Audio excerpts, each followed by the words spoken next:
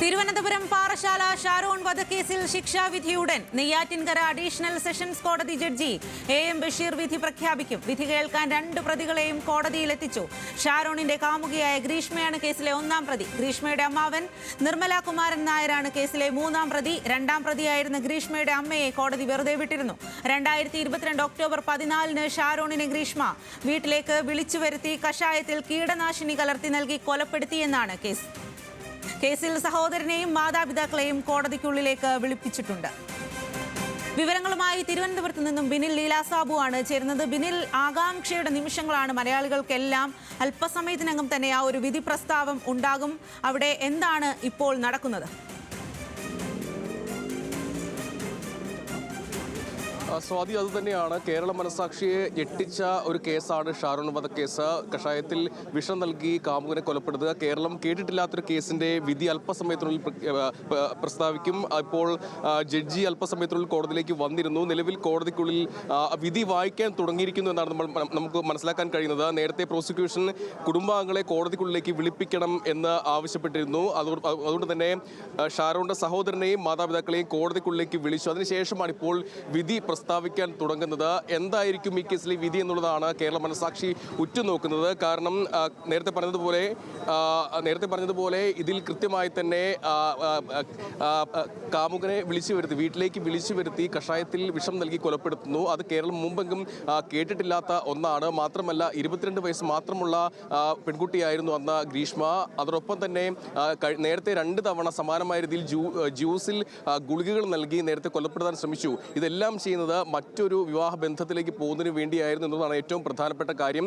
ആ 2 തവണയും പരാജയപ്പെട്ടപ്പോൾ പിന്നീട് വീട്ടിലേക്ക് വിളിച്ചു വരുത്തി കഷായത്തിൽ കളനാശി ചേർത്ത് നൽകിയാണ് കൊലപ്പെടുത്തിയത്. പക്ഷേ ഇതിൽ ആശുപത്രിയിലായതിനു ശേഷം പോലും ഈ ഷാരോൺ ഒരു ഘട്ടത്തിലും ഈ ഗ്രീഷ്മയുടെ പേര് പറഞ്ഞിരുന്നില്ല. മരണമൊഴിയിൽ മാത്രമാണ് ഇങ്ങനെ ഈ കഷായം കഴിച്ചിരുന്ന കാര്യം ഏറ്റവും ഒടുവിൽ പറയുന്നത്. അതിനുശേഷമാണ് ഇത്തരത്തിൽ ഈ കേസിലേക്ക് അന്വേഷണം പോകുന്നതും ഗ്രീഷ്മയിലേക്ക് സംശയം വരുന്നതും പിന്നീട് രാസപരിശോധന അടക്കം ഇതിൽ വിഷം ഉള്ളിൽ ചെന്നാണ് കളനാശിനി ഉള്ളിൽ ചെന്നാണ് മരിച്ചതെന്ന് കണ്ടെത്തുകയും ചെയ്തത്. പക്ഷേ ആ ഘട്ടത്തിൽ പോലും ഈ കേസിൽ നിന്ന് രക്ഷപ്പെടാനുള്ള പഴുതുകൾ തേടുകയായിരുന്നു ഗ്രീഷ്മ. പല ഘട്ടത്തിലും വാട്സാപ്പ് ചാറ്റുകളൊക്കെ പുറത്തു വരുമ്പോൾ തന്നെ താനൊന്നും ചെയ്തിട്ട് നിലപാട് സ്വീകരിച്ചു. പക്ഷേ അന്വേഷണ സംഘത്തിന് മുന്നിൽ ഗ്രീഷ്മയ്ക്ക് ഇതെല്ലാം സമ്മതിക്കേണ്ടി വന്നു. ഒടുവിൽ പഴുതടച്ച ചോദ്യങ്ങൾ തയ്യാറാക്കി, പല രീതിയിൽ ചോദ്യങ്ങൾ തയ്യാറാക്കി. അതിലാണ് ഇതിൽ ഗ്രീഷ്മയ്ക്ക് ഈ ഒടുവിൽ കുറ്റസമ്മതം നടത്തേണ്ടി വന്നിട്ടുള്ളത്. നിലവിൽ എന്തായാലും ഈ കേസ് ഏറ്റവും ഒടുവിൽ ശിക്ഷ പറയാൻ മാറ്റിവെക്കുമ്പോൾ പോലും ഗ്രീഷ്മയുടെ വാദം തനിക്ക് പ്രായം ഇത്രയേ ഉള്ളൂ, വിദ്യാഭ്യാസം ഇത്രയുണ്ട്, തുടർന്ന് പഠിക്കണം.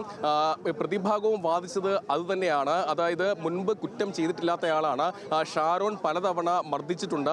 ആ ബന്ധത്തിൽ നിന്ന് വിട്ടു പോകാൻ കഴിഞ്ഞില്ല. മാത്രമല്ല ചില വീഡിയോകളും ഫോട്ടോയും അടക്കമുള്ള കാര്യങ്ങൾ ഷാരോണിന്റെ കൈവശം ഉണ്ടായിരുന്നു. അതുകൊണ്ട് കൊല ചെയ്തു പോയതാണ്. മുൻപ് സമാനമായ കാര്യങ്ങൾ ചെയ്തിട്ടില്ല. അതുകൊണ്ട് കുറഞ്ഞ ശിക്ഷ മാത്രമേ നൽകാവൂ എന്നൊരു കാര്യമാണ് കോടതിയിൽ ഉന്നയിക്കുകയും ചെയ്തത്. പക്ഷേ ഇതിനെല്ലാം പ്രോസിക്യൂഷൻ തള്ളുകയാണ് ചെയ്തത്. നേരത്തെ പറഞ്ഞതുപോലെ മുൻപെങ്ങും കേട്ടുകേൾവിയില്ലാത്ത ഒരു കേസാണ്. മാത്രമല്ല പൈശാചികമായ മനസ്സാണ് ഗ്രീഷ്മയ്ക്കെന്നാണ് പലകുറി പ്രോസിക്യൂഷൻ കോടതിയിൽ ആവർത്തിച്ച് പറഞ്ഞത്.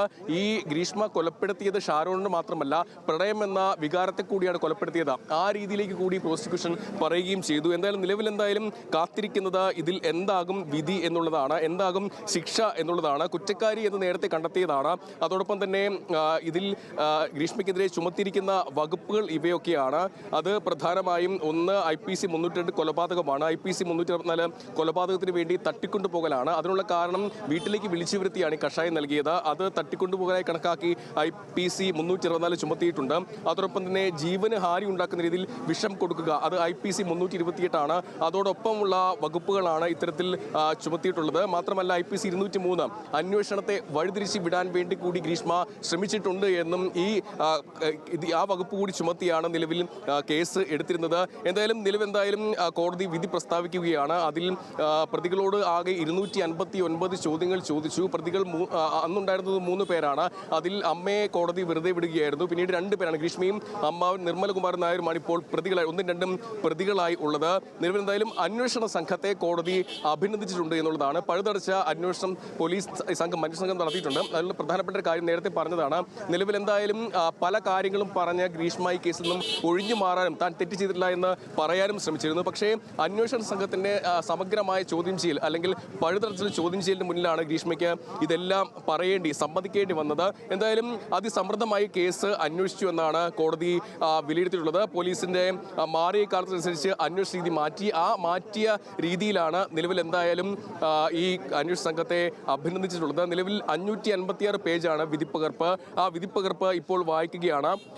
നിലവിൽ എന്തായാലും നേരത്തെ പാരസെറ്റമോൾ കലർത്തി ജ്യൂസ് നടത്തിയത് തെളിഞ്ഞു എന്ന് കോടതി പറഞ്ഞിരിക്കുന്നു. അതായത് ആദ്യം 2 തവണ ഈ ജ്യൂസിൽ ഗുളിക നൽകിയാണ് 2 തവണയും ഈ കൊലപാതകത്തിന് ശ്രമിച്ചത്. പക്ഷേ അപ്പോഴൊക്കെയും ആദ്യഘട്ടത്തിൽ ഈ ജ്യൂസ് കഴിക്കുമ്പോൾ അത് ഷാരോൺ തുപ്പിക്കളയുകയാണ് ചെയ്തത്. രണ്ടാമത് ഒന്നുകൂടി നൽകി, അപ്പോഴും ഈ ശ്രമം വിജയിച്ചില്ല. പിന്നീടാണ് വീട്ടിലേക്ക് വിളിച്ചു വരുത്തി ഈ കളനാശിനി കഷായത്തിൽ ചേർത്ത് നൽകിയത്. അതിനുശേഷമാണ് കടുത്ത ശാരീരിക അസ്വസ്ഥത ഈ ഷാരോണിന് അനുഭവപ്പെടുകയും പിന്നീട് ആശുപത്രിയിൽ വിദഗ്ധ ചികിത്സ നേടുകയും ചെയ്തത്. പിന്നീട് ഷാരോൺ മരിച്ച ശേഷം മരണമൊഴിയിൽ കൃത്യമായി ഗ്രീഷ്മയുടെ പേര് പറയുന്നു. അതിനുശേഷം കൃത്യമായി തന്നെ രാസപരിശോധന ഫലം അടക്കം പുറത്തേക്ക് വരുന്നു.